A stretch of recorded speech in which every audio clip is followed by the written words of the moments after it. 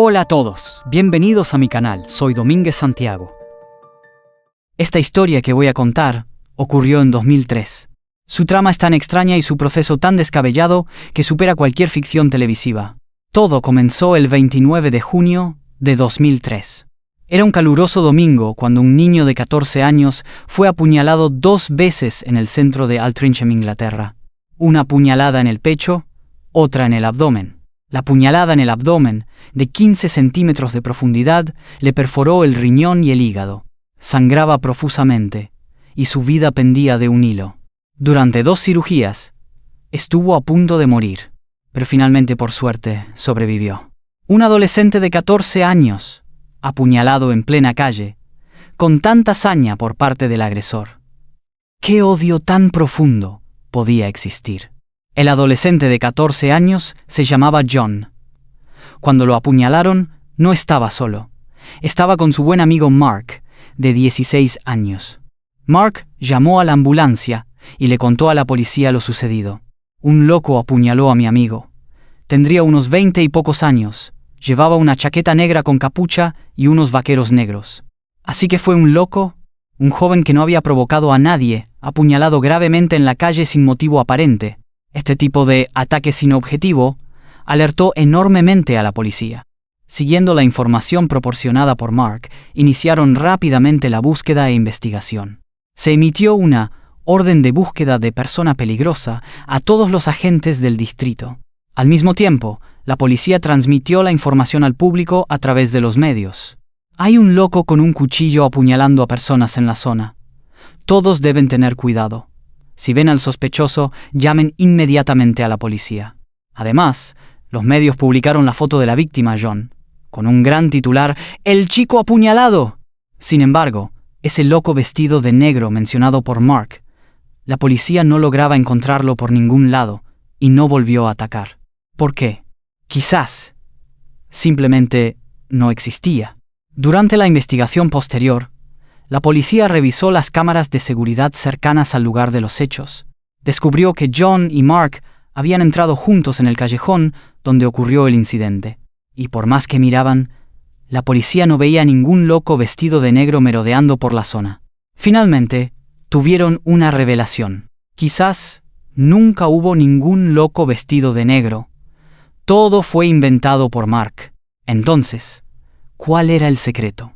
Quien mejor conocía este asunto, sin duda, era la víctima, John. En teoría, un niño de esa edad, después de vivir un suceso tan aterrador, al despertar debería estar consternado y contar de inmediato todo lo sucedido.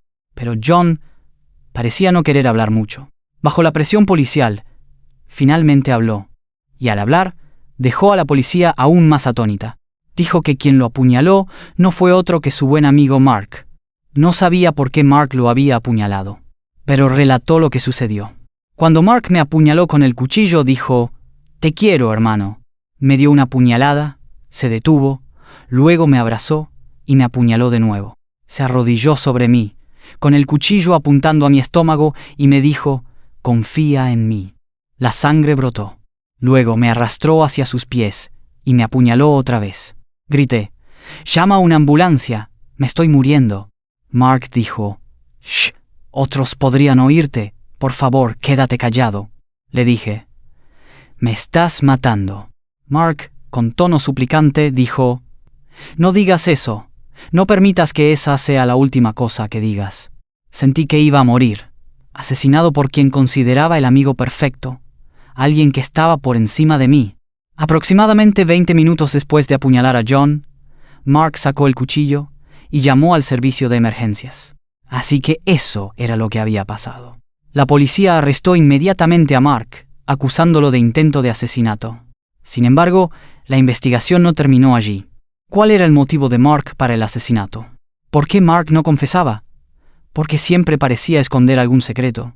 La policía continuó investigando, pero cuanto más investigaban, más se quedaban sin aliento.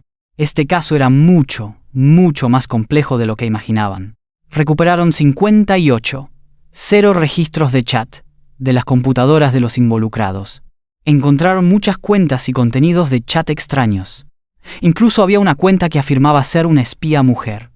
Las relaciones entre los personajes de estas cuentas y sus contenidos de chat eran tan intrincados que la policía finalmente tuvo que recurrir a diagramas para aclarar sus conexiones. Al organizarlos, descubrieron 4 cuentas con los nombres: John, Kevin, Janet y Lindsay.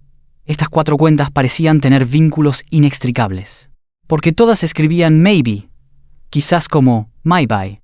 Aún más extraño, la supuesta espía Janet también escribía my bye.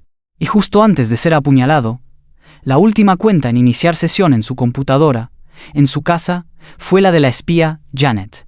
Así que la policía decidió centrarse en esta espía mujer. ¿Dónde demonios estaba?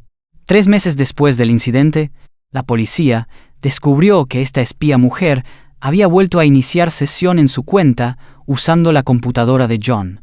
Y cada vez que iniciaba sesión, coincidía precisamente con el momento en que John estaba en casa. Después de iniciar sesión con la cuenta del espía, la segunda en iniciar sesión era la cuenta de John. Todo quedó claro.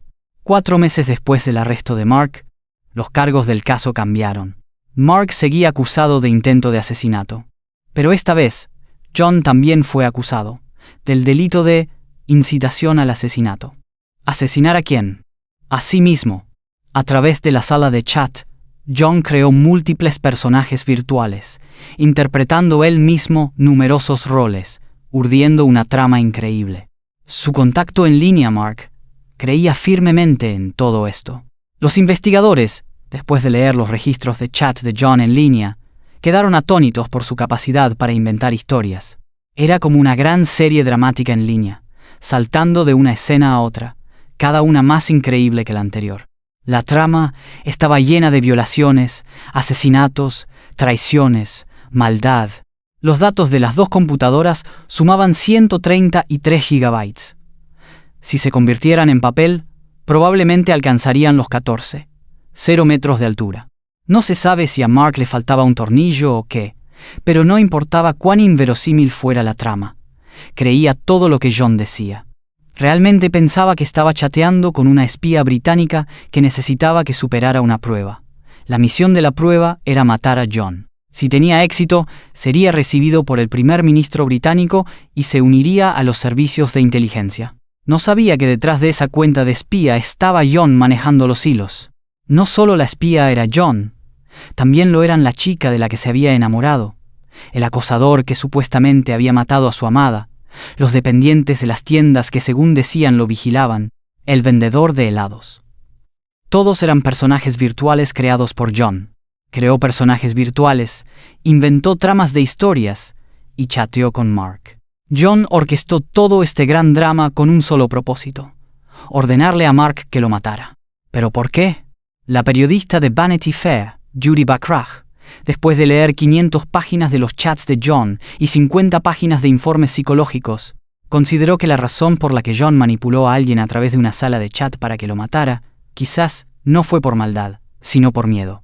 En el mundo real, John sentía que nadie lo apoyaba, que siempre estaba solo en un rincón lamiéndose las heridas, que a nadie le importaba ni se preocupaba por él. Solo al volver a Internet, a esa sala de chat, y estar con esos personajes que él había inventado, sentía algo de seguridad, porque todos los personajes virtuales tenían el mismo objetivo: que Mark mantuviera contacto con John para siempre, para siempre.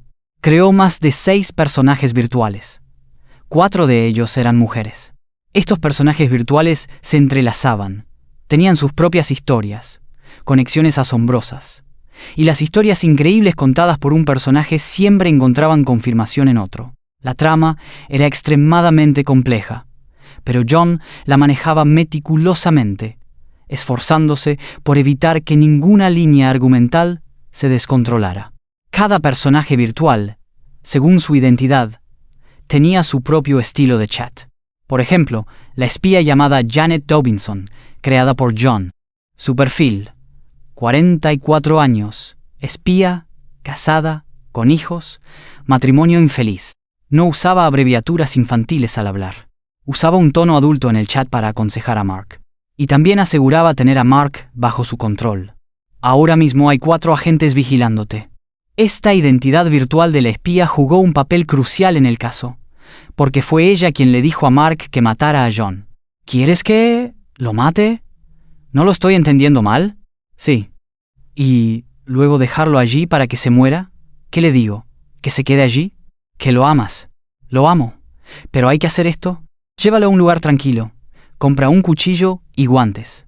La espía le indicó a Mark. Cuando lo apuñales, dile, te quiero, hermano. Asegúrate de que sepa que lo amas. En la vida real, John era una persona con una profunda inseguridad. Sentía que nadie lo amaría, que nadie querría hablar con él. Por eso, ni siquiera usó su nombre real al entrar en la sala de chat, sino que fingió ser una chica, usando el nombre de Rachel West. Fue precisamente a través de esta identidad femenina como entabló contacto con Mark.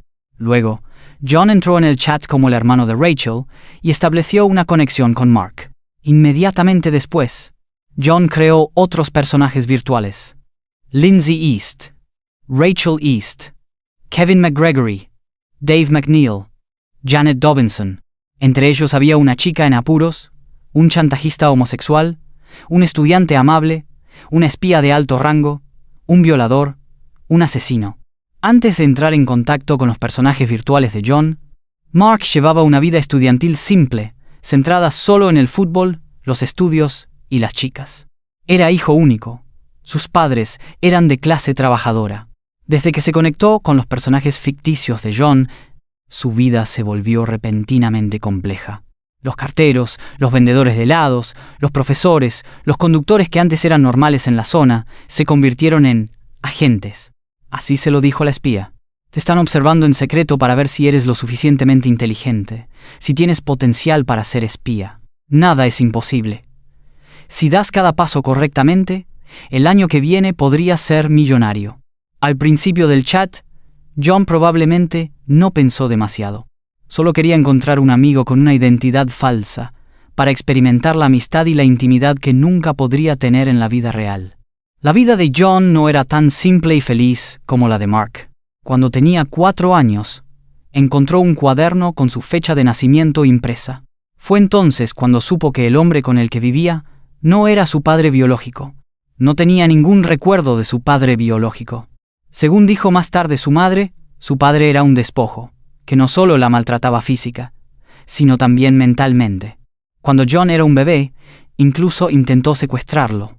Cuando John tenía 7 años, su padrastro también se fue. Él, su madre y su hermana se mudaron a una casa más pequeña.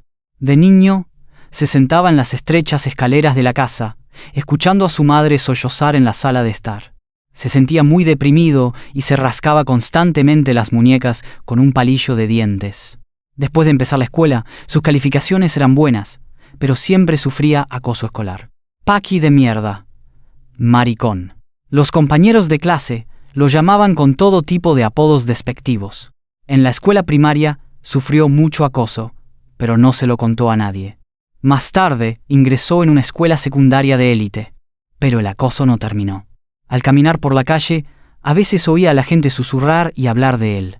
Paqui, terrorista. Lo aceptó todo, reprimiéndose en silencio. Comenzó a mostrar síntomas de trastorno obsesivo-compulsivo, TOC. Al bañarse, tenía que seguir un orden específico, lavándose parte por parte. Lo mismo al vestirse. Todas las cosas en su dormitorio tenían que estar dispuestas con extrema precisión. Su madre tampoco le dio mucho calor. Ella era gerente de oficina. Después de separarse de su padrastro, encontró otro novio. El nuevo novio era fontanero, y pronto se mudó con ellos. John sentía que su madre prestaba más atención a este nuevo novio que a él. A veces, se escabullía para escuchar junto a la puerta de su dormitorio, para oír cómo hablaban de él. Se sentía terriblemente oprimido, sin lugar al que huir. A los 13 años, su madre le compró una computadora portátil. A partir de entonces, Internet se convirtió en su lugar de consuelo. Su interior seguía lleno de inseguridad. Debajo de su teclado guardaba un cuchillo de cocina, pero el chat en línea a veces le permitía escapar temporalmente de la realidad. Se volvió locamente adicto a Internet. Podía estar conectado desde las 4 de la tarde hasta las 7 de la mañana siguiente. Golpeaba el teclado sin parar. En marzo, ya ni bajaba a comer. Solo quería estar en Internet, solo me importaba Internet. Descubrí que nunca me cansaba. En la sala de chat sentía satisfacción, anhelo, tenía que estar allí. A veces, contactaba con 20-30 personas en una sola noche. En una semana, encontró a Mark. Al chatear, sintió que conectaba bien con él. Sin embargo, a quien realmente le gustaba a Mark era su personaje virtual, Rachel. El 3 de abril de 2003, Mark, completamente embelesado por Rachel, declaró que se había enamorado de ella y quería conocerla en persona. Mark quería verse con la chica. ¿Qué hacer? John entró en acción y creó un cuarto personaje, Kevin, un acosador homosexual. Su objeto de acoso era precisamente Rachel y su hermano. El acosador le dijo a Mark que Rachel y su hermano estaban en peligro de ser secuestrados y violados. Si quería ayudarlos a superar la crisis, podía hacerlo, pero con una condición, que se masturbara frente a la cámara para él. Mark realmente lo hizo. Poco después, Rachel se conectó. ¿Masturbarte? ¿Te masturbaste para ellos? No tuve más remedio. Dios mío, ¿por qué te haría hacer eso? Porque es gay. No tienes que hacer tanto por mí. Tengo que hacerlo. Rachel, te amo. Yo también te amo. Sin embargo, a pesar de que Mark había cumplido, el acosador parecía no dejar en paz a Rachel y su hermano. Pronto le informaron a Mark. Rachel había muerto, asesinada después de ser violada por un grupo. Los asesinos, después de matarla, fueron a decirle a Mark: le dimos patadas en el estómago sin parar, le hundimos la cabeza en el agua, luego la tiramos afuera, donde hacía un frío glacial. Su sangre me manchó la camiseta. Ella te llamaba todo el tiempo, pero tú no estabas a su lado. Ni siquiera sabía dónde estaba. ¿Cómo podría estar a su lado? Mark sufrió un trauma psicológico severo. Pero esto no terminó ahí. Sin la chica, Mark seguiría chateando con él. Entonces, John creó un nuevo personaje femenino virtual, Lindsay East. Un tiempo después, Mark volvió a interesarse por esta chica y quiso verse con ella. Esta vez, la chica tuvo un problema. Esta vez fue asesinada por el gobierno británico. Como compensación, John resucitó a Rachel. Explicó que en ese momento solo se había desmayado. Y lo más absurdo es que dijo que había dado a luz a un bebé, hijo de Mark. Era una historia tan llena de agujeros, que Mark, increíblemente, también se la creyó. No se sabe si dudó, pero siguió apareciendo en la sala de chat. Poco después, Rachel desapareció de nuevo. En su lugar apareció la espía Janet Dobinson, de 44 años. Viviendo bajo diversas identidades virtuales, John sentía emociones complejas. Por un lado, lo disfrutaba. Por otro, se sentía atrapado, y a veces también sentía remordimientos. Después de la muerte de Rachel, usó una cuenta secundaria para preguntarle a Mark: si te dijera que Rachel era yo fingiendo, ¿me odiarías? Se sentía aislado y sin apoyo. Si la mentira se descubría, perdería a Mark. Pero si no se descubría, tendría que seguir inventando. A John le gustaba mucho Mark. Incluso comenzaron a verse en persona. John conoció a Mark y sintió que poder hacerse amigo de alguien como él era algo que no merecía. Descubrió que Mark tenía muchas chicas que le gustaban a su alrededor. Surgió en su interior un nuevo sentimiento. Quería morir. Sabía que ya no solo estaba obsesionado con Internet. En la escuela, el profesor de geografía notó su cambio.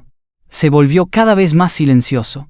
No hablaba con otros compañeros. Siempre estaba leyendo libros que parecían ser sobre enfermedades mentales. El profesor tampoco supo qué hacer, así que informó del asunto a la madre de John. Su madre también notó el cambio en su hijo. Aún no había entendido qué le pasaba. 4 semanas después, desapareció de la escuela. Fue la primera vez que faltó a clase. Finalmente, su madre descubrió que había ido a la casa de un chico llamado Mark. Fue durante este período que su madre se coló en la habitación de su hijo y revisó su computadora portátil. Descubrió que este compañero llamado Mark chateaba muy frecuentemente con su hijo. Incluso había una espía de 44 años. ¿Y a esta espía también le gustaba ver a los chicos haciendo cosas indecibles a través de la cámara? Había un registro de chat que decía: esto es alto secreto británico. ¿Puedo confiar en ti? ¿Puedo seguir hablando contigo mientras te miro? La madre de John se dio cuenta del problema y confiscó la computadora portátil de su hijo. pero no fue muy efectivo. Por la noche, su hijo se colaba en la habitación de su madre para recuperar la computadora. La madre de John insistió en conocer a los padres de Mark. Mark provenía de un suburbio de clase media. Su situación familiar parecía mejor que la de John, pero sus calificaciones eran peores. La relación entre los dos era inusualmente cercana. Poco después, Mark volvió a pasar la noche en casa de John. Parecían estar jugando en la habitación, pero en realidad estaban viendo películas porno, y esa noche ocurrieron cosas indecibles entre los dos. No se sabe exactamente qué pasó.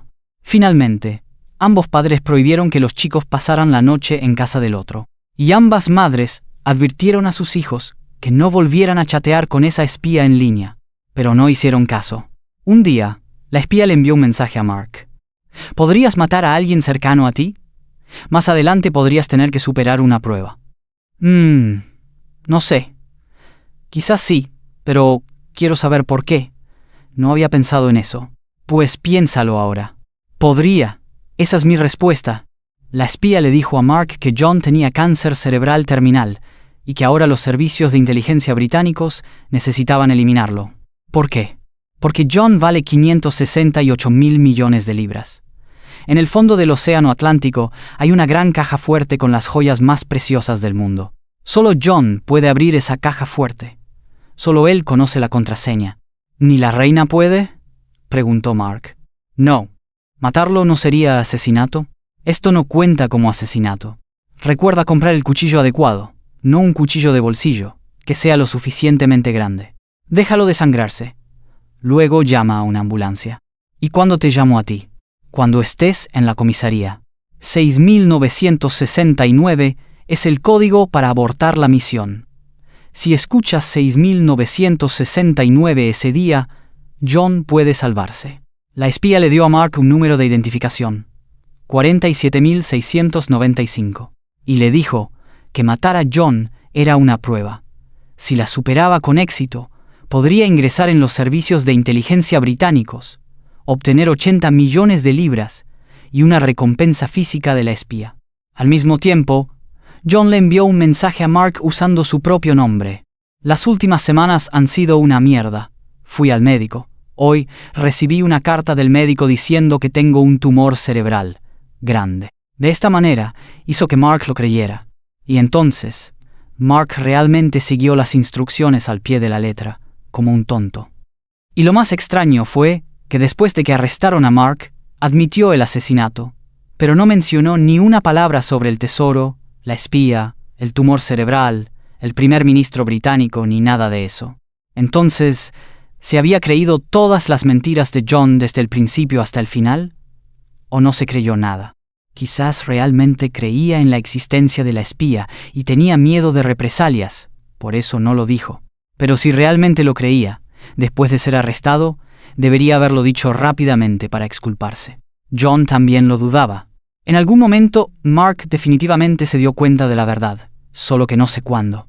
Finalmente, ambos chicos se declararon culpables y fueron condenados a libertad condicional. La condición: después de salir, no podían usar internet sin supervisión, y los dos chicos no podían volver a tener contacto. En el tribunal, después de escuchar a la fiscal describir cómo John, a través de varios personajes falsos, había guiado a Mark para que lo matara, Mark claramente quedó impactado. Soy un idiota. Más tarde, John fue a ver a un psicólogo. Según su madre, después de ver al médico, John mejoró mucho. Podía llevarse bien con su familia y ahora incluso tenía una novia. Le dijo a su psicólogo. Le había inventado otra mentira a su novia, que lo habían apuñalado en venganza porque había reconocido a un asesino fugitivo. Dijo que lo decía por el bien de ella, pero su novia parecía no creerle. Aún extrañaba mucho a Mark, aunque él mismo sabía que a quien Mark quería no era a él. Solo era amigo de Rachel y Janet. ¿Dónde encajaba él? Tampoco lo sabía. Dijo: definitivamente no es en casa. No encajo en casa. Quizás nunca me case, y mucho menos tenga hijos. La historia de hoy termina aquí. No olvides darle me gusta, compartir y suscribirte a mi canal. Soy Domínguez Santiago. Nos vemos en el próximo episodio.